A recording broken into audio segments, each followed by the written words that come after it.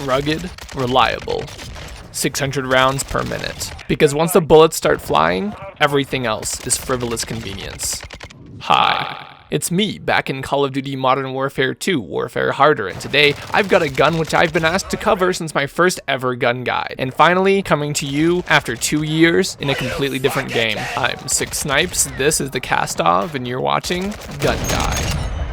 The KASTOV 762 is a very uncreative, made-up Russian-sounding ass 90s film antagonist-ass name for what is in fact a run-of-the-mill AK, more specifically by default an AK-105. You can tell because of the polymer furniture, specifically this folding stock with a distinctive notch here and the shorter barrel, designed alongside the 103 and 104 models to bridge the gap between full-size rifles like the AKM and AK-74 to the compact weapons that were things like the AK-74U. Unlike most recent models of the AK, this one chambers the classic 7.62 Soviet caliber, complete with banana magazines, but aside from fancy parts and marginally different iron sight configuration, the weapon is nearly a part-for-part match for the classic AK. By classic AK, I don't mean the AK-47, which I hear most casual players and enthusiasts call this weapon. This is highly inaccurate because this is an AKM, and while mechanically it's nearly identical to an actual AK-47, the differences couldn't be greater. I don't think that most people realize that much like the M16 or else AR-15 platform, the AK-type rifle started with potential, but without major reworks funded by military contracting,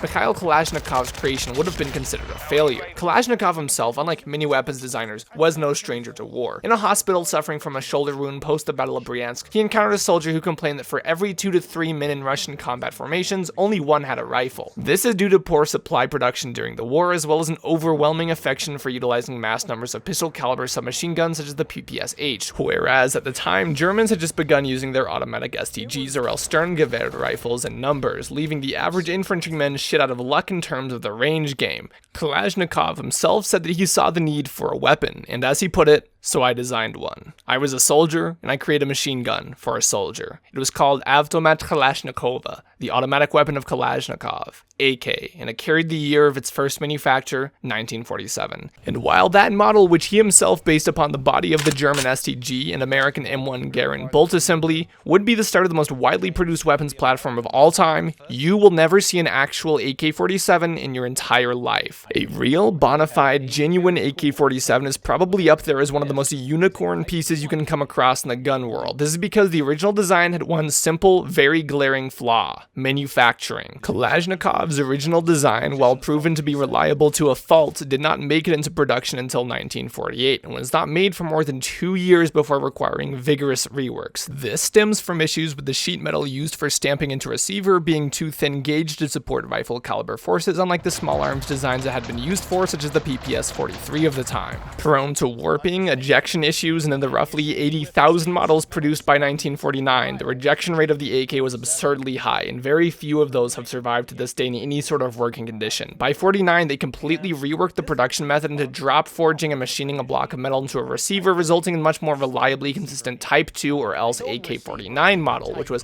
far more expensive, and as a result, these two were never really mass-produced. The first real iteration of the AK that can be considered some universal weapon was the AKM, the M being for modernized, or this in Russian, which in 59, just over a whole decade after production originally started, they actually figured out stamping a receiver to a reliable degree, creating a lighter, cheaper, and ultimately superior model with a ribbed magazine and rivets that you see today in the millions. All this to say, whenever you see the AK-47, it's not. People who have served in the military and been all over the world and shot at with AKs have likely never seen an AK-47. It's an AKM, and as you can tell, I am just the shit at parties. In the game, the KASTOV is the steady, hard-hitting workhorse you'd expect that delivers an effective performance to match the legendary title of its real-world counterpart.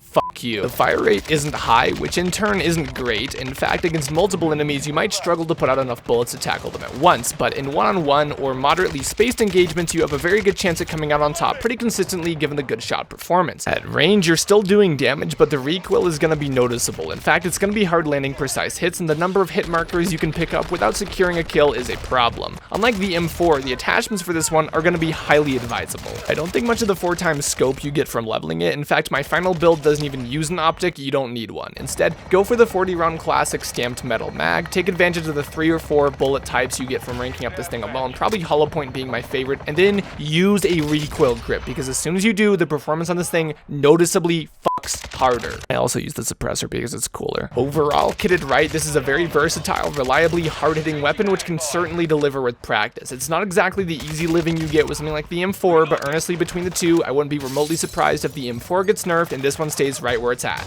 Not perfect, not great, not flashy or fancy. Good enough, just like in real life. If you enjoy this kind of video, please touch buttons and go show the COD lobbies exactly why wood furnishing is superior. Until then, I'm Six Snipes, and I'll see you out there in Modern Warfare. Relax and take notes while I take toast of the marijuana. He's sitting in a fucking corner.